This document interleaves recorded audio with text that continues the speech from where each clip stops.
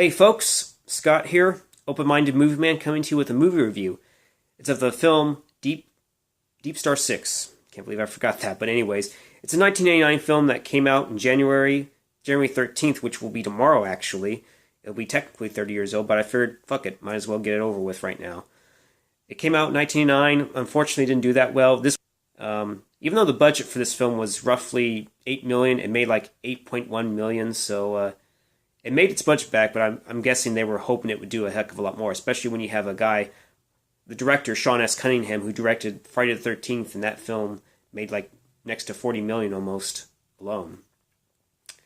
So anyways, like I said, directed by Sean S. Cunningham, he did Friday the 13th. He wasn't the original director. It was actually going to be a guy named Robert Harmon who directed the original Hitcher and another film that I like, Highwayman. Both films I enjoy. They have that horror aspect setting on the highway, and they're very beautifully shot. So, and he kind of understands the horror aspect a little bit more. And plus, he has a little more engaging action because I think Sean S. Cunningham is more of kind of a reaction horror type guy.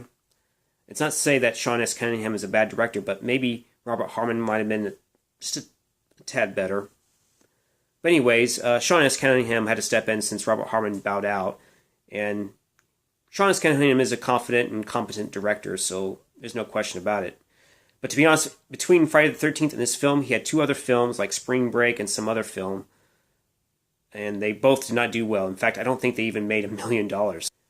And it's actually written by a guy named Louis Abernathy, who's actually friends with Cameron, but apparently when this film came out, this kind of drove a rift between him and James Cameron because he didn't want DeepStar Six for some reason to be released, even though technically his film and this film were a bit different. James Cameron's film was a little bit more like E.T., though the deep sea exploration is kind of the similar thing, but it's not a horror film. But I'll get to that whenever I do a review for that film.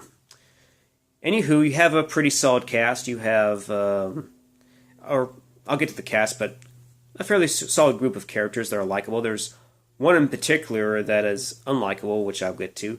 But basically, like I said, DeepStar Six is basically an experimental deep sea U.S. naval facility that's headed by this guy.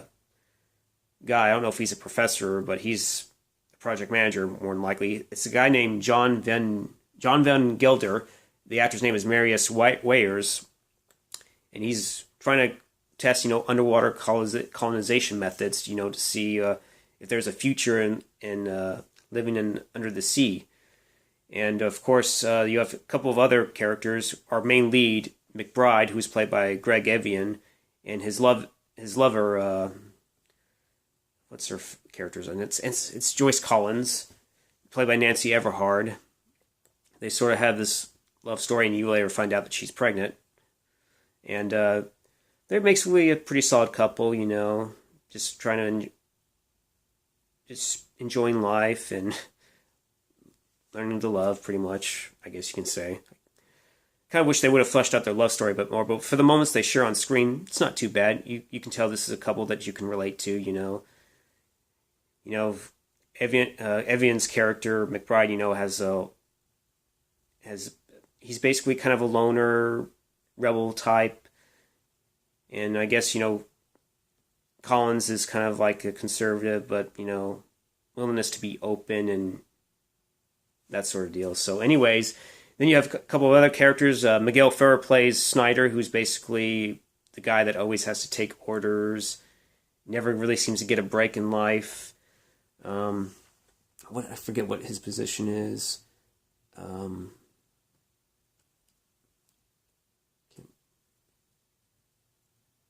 is he? Sorry, bear with me for a second, folks. Snyder's basically apparently he's the mechanic, but he's a test mechanic technician pretty much.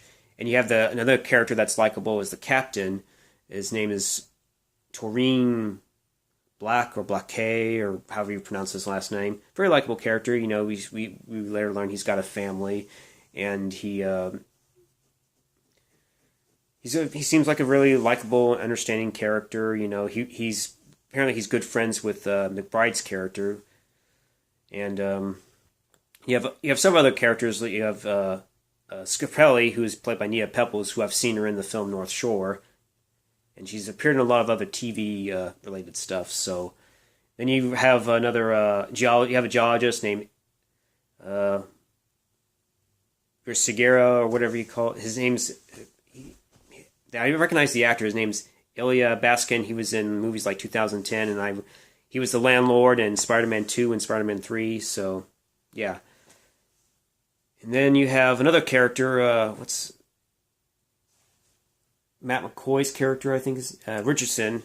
I've recognized him in a film several months ago. The Hand Rocks the Cradle. So yeah, he's been in a lot of stuff. So he plays basically the. I think he's also he's also the fixer-upper guy. Not too bad of a character, and he kind of hooks up with Neo Peppel's character Scarpelli. But on to the plot. Basically, these other two characters who are basically the comic relief, but they're not in the film a lot, and they get killed off. They basically are set to pretty much set these missiles and or bombs or whatever. I think. Let me see if they're missiles or bombs. So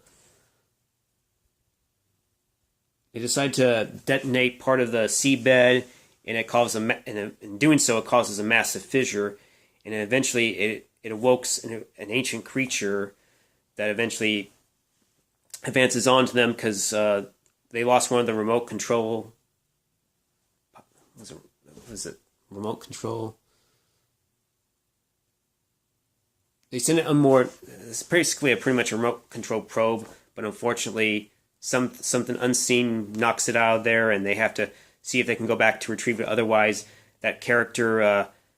Van Gelder might give him hell for it, and yeah, he's pretty much the worst character. A lot of the stuff is caused because of that character. But anyways, the Hodges character and Osborn, they try to go in, and they notice on their screen there's some kind of they detect a large sonar contact before being attacked and being killed by the unseen force, and then eventually that same unseen force. Goes after the observation part, which has Collins and the Russian geologist Boris Segura. I think that's how you pronounce his name. But anyways, it causes the pod to lose control, and a lot of stuff gets thrown out, and eventually causes his traps the dying Bracera because of all the stuff, breaks his legs, and eventually dies from his injuries. And then eventually McBride and Captain Laidlaw come to the rescue, and they have to get inside the hatch. Unfortunately, the automatic controls are messed up, and they have to go in there manually by kind of doing some kind of rigging, by turning it around a certain way. And they eventually have to get Collins out, but the geologist dies from his injuries. But unfortunately, we see that it starts to lose control, and eventually it slips. McBride and Collins are out, but unfortunately, Laidlaw is not able to get out, and the pressure door just crushes him like right in the middle, and he has to he tells McBride to get out of there along with Collins. They try to rescue him, but he floods the pod so that way they can leave and he can die. So sucks. He was kind of a decent character. We, like I said, learn he has a family, and he takes things as they go. So he's a likable character. Unfortunately, he didn't become the lead. So eventually, after getting out of there, they have to go into the main. They have to go back to the base, and because of this, they decided it was time to abandon. But unfortunately, Van Gelder, the asshole that he is, wants to secure the missile platform. Unfortunately, without Laidlaw, the captain, apparently the facility technician Snyder, Miguel Ferrer's character, is forced to interpret the unfamiliar protocol and has to name it as an aggressor because of the creature that attacked them, which unfortunately the computer detects as like an enemy of the military force, and it detonates the missile warheads, but the intensity of the blast causes a nuclear explosion shockwave that damages a majority of DeepStar Six, and the cooling system for the base's nuclear reactor is pretty much fucked and is bound to explode within like 7 or 8 hours. and all that they're also losing air at the same time. So they tried their best to kind of run a bypass from medical to the escape pod, so that eventually they can decompress and get out of there. And then, of course, they have to make repairs to the outside, which is what apparently Matt McCoy's character is also an engineer, and he has to fix it. But unfortunately, the creature detects him and eventually chases after him. And then you have that one memorable shot where the creature is able to somehow get past the airlock, and it bites part of that suit off with him in there. It's bleeding, and eventually the creature somehow gets in and also kills Scripelli as well. And then they have to come up with this plan, try to go back there to kind of finish bypassing the line, since McBride got distracted and he wasn't able to finish it. They end up doing it, and unfortunately, Snyder, already kind of overwhelmed with the responsibility of not following the particular orders in that set of standards, he starts to lose it, and he gets one of these weapons, these harpoons that have explosive carbon dioxide cartridges. And unfortunately, when they're distracted by that creature, he accidentally kills, Van Gelder's character somehow backs into it, and Snyder's weapon, and it kills him, causing him to blow up. So anyways, with him being already stressed and completely losing his mind, he begins to unravel with fear and guilt, and then he actually hallucinates Van Gelder, and eventually he decides to go in and hightail it out of there into the escape pod, and eventually he dies of decompression. And eventually all the rest of the crew, Collins and McBride and another character I forgot to mention, what's her name? Cindy Pickett. She's Diane Norris. She's pretty much the nurse physician.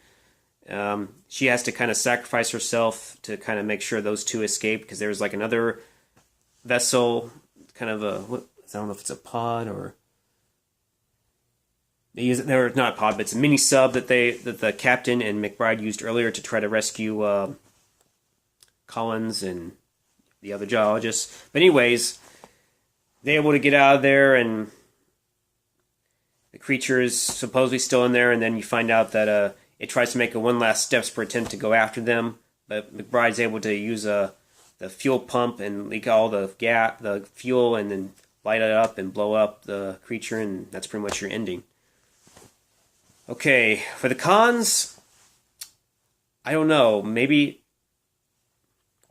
I wish the characters could have been better written, even though we all make mistakes, but the fact that Van Gelder's character, Marcus Reyes, he does an okay job playing kind of an unlikable character. He makes another mistake by trying to ask someone to, perform the missile platform protocol, which I thought was stupid. So maybe the character could have been, I don't know, better written, but I guess that's what sets up the whole survival aspect of the story. But yeah, I guess at times I can tell where it's obvious that it's a low budget, but I think for the most part it does its job well. Excuse me. But I wish maybe the captain didn't get killed off so early, so maybe that's another fault. And maybe, like I think overall the story and the characters' motivations could have been written a little better, I guess is what I would say. And you don't really see the creature till like an hour and 6 minutes, and you see where it's unseen, and we see the camera, from the point of view of the camera, that's supposed to be the creature, but we really don't see the creature till an hour in or so. But it's definitely not a bad film. So I'll get on to the pros. I think the cast, did a solid job, even though there was one unlikable character. The rest of them were pretty good. McBride, Greg Evigan, he did fine. He does his best. So does his love interest, Collins, Nancy Everhard, or no, it's not Everhard, Everhard. Sorry, but she does a fine job. And Cindy Pickett, Cindy Pickett, the one who plays the physician, she does fine. She has a badass moment where she has to sacrifice herself to make sure that McBride and Collins leave. So she does fine in that role.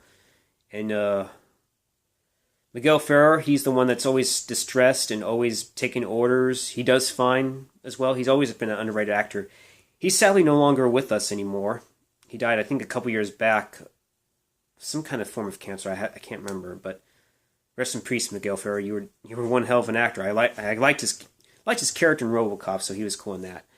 And the captain, Taurean Blacque, he does fine, even though he was kind of killed off about, I think, 40 minutes in or so. But he does fine. He's a very likable character. Who else? I guess the second weakest character would be Scarpelli. I mean, she does do the job of her character as a marine biologist very well. She actually wants to go out there and kind of prevent the missile detonation from the first place from happening, because it can cause, like it would cause massive fissures and kind of disrupt the whole aquatic lifestyle down there. So she does fine in there. Well, I guess, to be honest, now that I think about it, the other weak characters, we don't really get to know them. It's probably Johnny Hodges and Osborne, but they probably are more of the comic relief. And they did okay, but we didn't really get to know them that well, so I guess that's one other con, but their acting was fine. I think everyone's acting in this film was pretty good, so I'll give it that. They have some really solid acting. And there was, like I said, a few notable faces in there. And I think the creature design work, it was originally designed by Chris Wallace, the guy that did The Fly and The Fly 2. Well, technically he directed The Fly 2, but he was the initial designer. For some reason, he decided to bow out, I guess because he ended up getting the job on The Fly. Or not The Fly, but The Fly 2 sequel, because he directed that film. And that's probably why, let me scroll down, he gave his designs to someone else. It was turned over to FX head Mark Shorstrom. And he made some slight alterations. I think I can see where Chris Wallace had an influence, because he had the red eyes look. And that's what, to be honest, when I watched The Fly 2, that's where that red eyes look came from. So I guess, like I said, it was part Chris Wallace, and then Mark Shorstrom pretty much finished the design of it. So he also made some slight alterations and changed the creature's color scheme. So Chris Wallace probably had a different color scheme specifically, and obviously, Mark changed it. So, and oh yeah, the underwater scenes were shot in Malta. I believe that's where they shot Raise the Titanic in there. So that's cool. I think the cinematography was pretty good. It's actually done by Mac Alberg. He did a lot of Stuart Gordon films like Reanimator, From Beyond, Dolls, Robot Jocks. I have all those films, and those were nice little B movies right there. I guess overall, this film is like a B. It's like a B movie. It's definitely a B movie of sort. Definitely a B horror type movie, but it's more about the exploration of the aquatic life to some degree, because I don't know. It does have the horror aspects to it, but it's not exactly focused on that like that trailer tried to do. Because it was, of course, from Friday the 13th director Sean S. Cunningham, but it's kind of more of that. It has, engaging characters, going through survival situations and the deep sea aspect. Yeah, it has that. So, oh yeah, and I wanted to give credit to Harry Manfredi, Fredinetti, if I'm pronouncing it. Manfredini, I don't know. Well, I'll just call him Harry. He does a fine job on the score as well. He's really kind of evolved from Friday the 13th, especially since he was still in the early stages of this career. But by now, he pretty much had grasped the musical composition. He does a really good job, especially in the opening scene of the movie. It's a very nice score, and it's very touching, and it does its job well. Anywho, it's a solid film, and if you haven't seen it, give it a chance. Give it a watch. I actually don't own this film because the only way you can buy it is on DVD, and it's on full screen, and I'm not going to buy full screen. That's for sure. Luckily, I watched it on YouTube, and there's an HD version in widescreen, and it looks pretty good. I have no idea why it has not been given a Blu-ray release. It deserves it. For sure, it definitely deserves it. Especially in widescreen. So, hurry up, whoever owns it. If it's Lionsgate, which I know owns this, or strangely enough, when I watched the film, it had a Paramount logo, but it was actually distributed by TriStar. So yeah, get this on Blu-ray. But yeah, overall, solid film.